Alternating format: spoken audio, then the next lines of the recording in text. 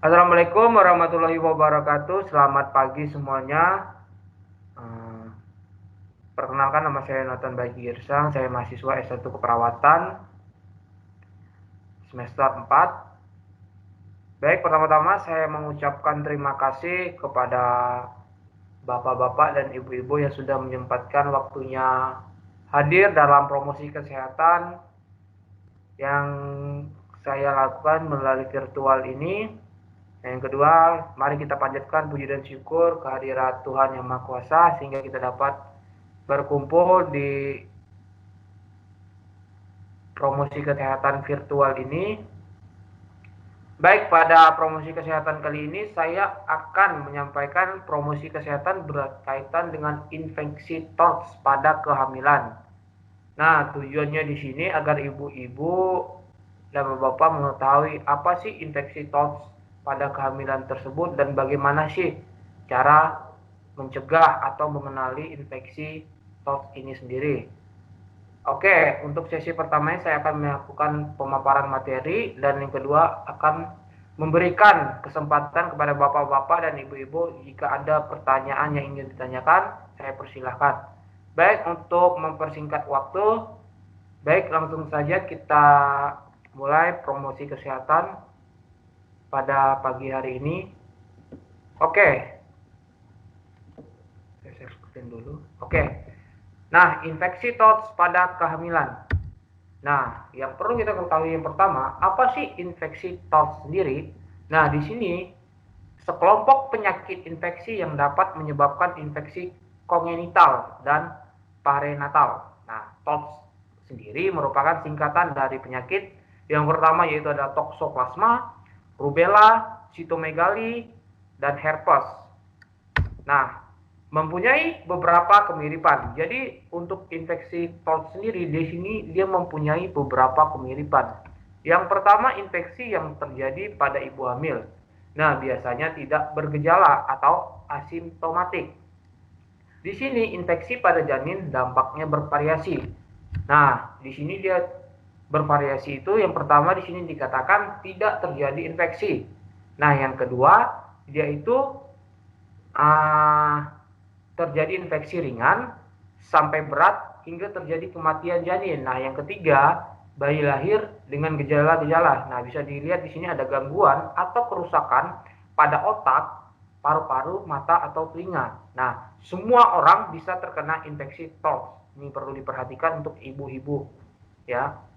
Nah, selanjutnya yang pertama itu apa sih toksoplasma sendiri? Nah, toksoplasma itu merupakan sumber infeksinya itu merupakan dari tinja kucing. Nah, tinja kucingnya ini yang mengandung ookista. Nah, kemudian hewan potong yang terinfeksi. Nah, hewan potongnya ini yang mengandung kista yang melekat pada daging hewan tersebut. Nah, kemudian ibu yang terinfeksi pada saat hamil. Nah, jadi ibu yang terinfeksi pada saat hamil ini kemungkinan akan bisa menularkan infeksi kepada bayinya. Nah, kemudian organ atau darah donor yang terinfeksi. Nah, toksoplasma gondii sendiri terdapat dalam 3 bentuk. Nah, perlu kita perhatikan di sini dalam 3 bentuk. Yang pertama ada trofozoid, yang kedua ada kista, dan yang ketiga ini adalah ookista sendiri. Nah, selanjutnya cara penularan toksoplasma sendiri gimana sih? Nah, bisa kita lihat ya. Nah, untuk toksoplasma sendiri, dia di sini cara penularannya itu dari makanan. Yang pertama, sayuran dan buah-buahan yang tercemar oleh tinja kucing. Nah, di awal tadi sudah saya singgung bahwa tinja kucing sendiri mengandung ookista, dan yang kedua ini makanan daging yang masih mentah. Nah, jadi perlu digarisbawahi bahwa untuk makanan ala-ala Korea ya bisa kita lihat biasa makanan yang setengah matang maupun yang tidak matang itu di sini dia mengandung kista. Nah, yang ketiga itu secara vertikal dari ibu ke janin. Nah, yang keempat melalui transfusi darah, dan yang kelima itu melalui transplantasi organ, misalnya contohnya ginjal maupun jantung gitu ya. Nah, untuk selanjutnya itu apa sih yang terjadi pada janin bila terinfeksi pada saat hamil? Nah, ibu-ibu perlu ketahui nih, dapat menyebabkan abortus spontan. Jadi dia abortus spontan itu keguguran atau terjadi keguguran spontan. Kemudian bayi lahir mati, dan yang ketiga ini bisa terjadi hidrosepalus atau gangguan kelainan mata, kemudian mengalami gangguan pendengaran, kemudian pengapuran pada otak, kemudian terjadi konvulsi. Nah, secara garis besarnya juga bisa dikatakan di sini, bila ibu terinfeksi, janinnya tidak selalu terinfeksi. Nah, akan tetapi semakin tua usia kehamilan saat ibu terinfeksi primer, maka semakin besar kemungkinan janin terinfeksi. Nah, cara mendiagnosis infeksi toksoplasma sendiri. Nah, ini bisa ibu-ibu dan bapak-bapak ketahui bahwa infeksi ini sangat tergantung pada pemeriksaan laboratorium. Nah, yang kedua identifikasi protozoa parasit. Nah, jadi dalam protozoa parasit ini yang diidentifikasi itu adalah kultur jaringannya sendiri, kemudian inokulasi pada mencit, dan deteksi DNA atau PCR. Nah, kemudian yang ketiga ada pemeriksaan antibodi terhadap toksoplasma sendiri, yaitu ada imunoglobulin M, imunoglobulin G, imunoglobulin A, dan imunoglobulin G atau ATDT. Nah, yang perlu ibu-ibu dan bapak-bapak ketahui, nah tadi kan saya sudah juga menjelaskan bagaimana sih cara penularannya. Nah, di sini upaya pencegahan toksoplasma sendiri yang perlu bapak-bapak dan ibu-ibu ketahui. Nah, di sini adalah masaklah daging sampai matang. Yang kedua, hindari memegang mata dan mulut pada waktu mengolah daging mentah. Yang ketiga, cucilah buah-buahan dan sayuran dengan bersih. Nah, selanjutnya ini berkaitan dengan rubella. Nah, rubella sendiri di sini sumber infeksinya itu adalah sekresi nasofaring, kemudian ibu yang terinfeksi pada saat hamil. Nah, bagaimana sih cara penularan rubella sendiri? Nah, rubella ini melalui saluran pernapasan untuk penularannya sendiri. Dan yang kedua, di sini melalui plasenta dari ibu ke janin. Nah, apa sih akibat yang ditimbulkan pada janin apabila terinfeksi rubella ini? Nah, yang pertama itu ada kematian janin atau abortus. Yang kedua adalah bayi yang lahir mati. Yang ketiga, kelainan pada jantung, mata, telinga, atau dengan tanpa retardasi mental yang mikrosefali. Nah, gejalanya seperti apa nih?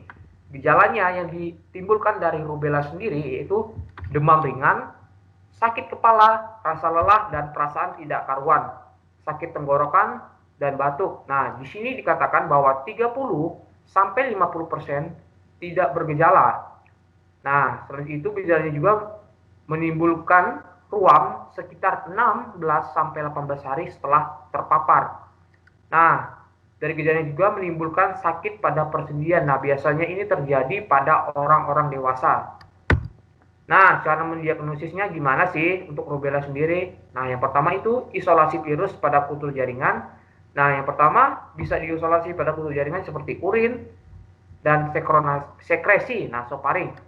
Nah, yang kedua menggunakan deteksi, di sini menggunakan deteksi RNA, yaitu menggunakan PCR. Sudah biasa kita kenal sampai saat ini, yang bisa digunakan juga untuk mendeteksi virus COVID-19. Yang ketiga ada deteksi antibodi atau pemeriksaan serologi, imunoglobulin M, imunoglobulin G, dan imunoglobulin A terhadap rubella, serta afiditas imunoglobulin G. Nah, upaya pencegahan dari rubella sendiri yang harus dilakukan adalah vaksinasi atau vaksin. Di sini bagi usia 1 tahun, kemudian remaja usia 11-12 tahun, wanita subur yang seronegatif. Nah, perlu digaris besar di sini bahwa wanita yang subur memerlukan vaksin. Nah, dikatakan juga di sini bahwa sebelum hamil, jika mungkin, dan setelah melahirkan. Jadi ibu yang subur atau wanita yang subur wajib melakukan vaksin. Nah, yang terakhir itu para pekerja di healthcare, berarti untuk bisa kita bilang juga sebagai petugas kesehatan. Nah, selanjutnya itu berkaitan dengan cytomegalovirus atau CMV. Nah, untuk CMV sendiri ini sumber infeksinya bisa kita ketahui bahwa dia sumber infeksinya ini bisa melalui saliva, urin, sekresi, sperma, ASI, kemudian darah, dan ibu hamil yang terinfeksi pada saat hamil. Kemudian cara penularannya, bagaimana sih cara penularan CMV tersebut?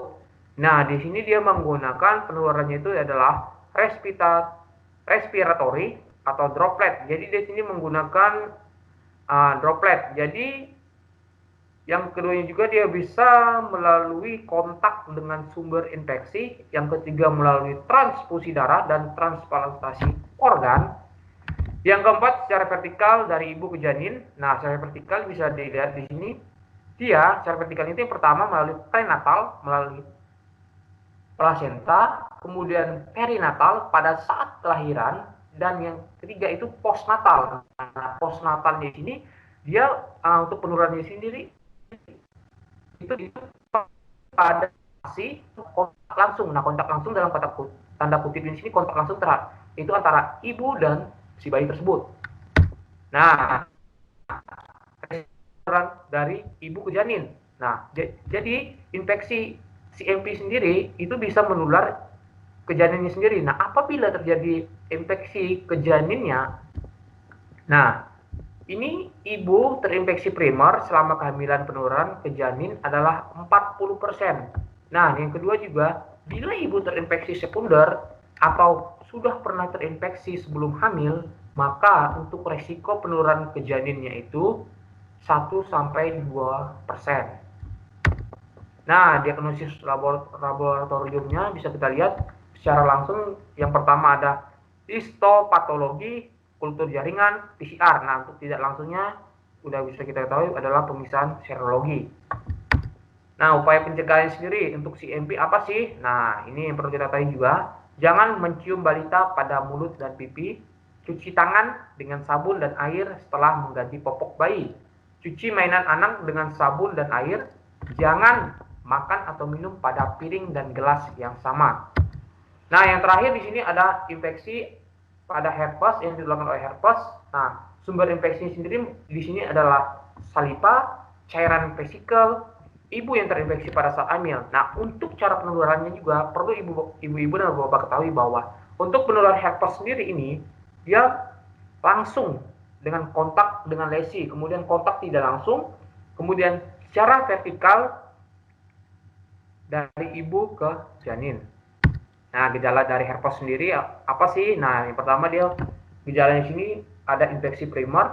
Nah, gejalanya seperti demam, sakit kepala, maliase, neuralgia, kemudian lesi yang luas, kemudian limfadenopati yang terakhir asimptomatiknya. Untuk asimptomatik ini sekitar 8%. Nah, kemudian infeksi rekuren. Nah, dalam arti kata di sini gejalanya lebih ringan. Dan waktu untuk penyembuhannya sendiri untuk infeksi rekuren pada herpes ini lebih cepat daripada infeksi primer sendiri. Nah, untuk diagnosis dari herpes sendiri, yang pertama ada kultur jaringan, nah yang kedua ada pemeriksaan serologi, imunoglobulin G dan imunoglobulin M, di sini HSP-1 dan HSP-2. Nah, upaya pencegahan dari herpes sendiri. Nah, yang pertama itu ada hindari melakukan hubungan seksual bila terdapat lesi pada alat genital. Nah, jadi untuk bapak dan ibu perlu diketahui bahwa apabila ada lesi pada bagian genital di seorang ibu atau seorang bapaknya, disarankan untuk tidak melakukan hubungan seksual. Nah, yang kedua sebaiknya gunakan kondom saat berhubungan seksual. Yang ketiga, proses kelahiran dilakukan dengan sesar atau SC bila terdapat lesi. Nah, kenapa sih harus dia kelahirannya ini secara SC? Karena untuk mencegah transmisi ibu pada bayi. Oke, mungkin itu yang bisa saya jelaskan atau saya paparkan dari promosi kesehatan berkaitan dengan infeksi TOTS pada kehamilan. Mungkin dari ibu-ibu dan bapak-bapak setelah mendengar pemaparan materi dari saya, mungkin ada yang ingin dipertanyakan, saya persilakan.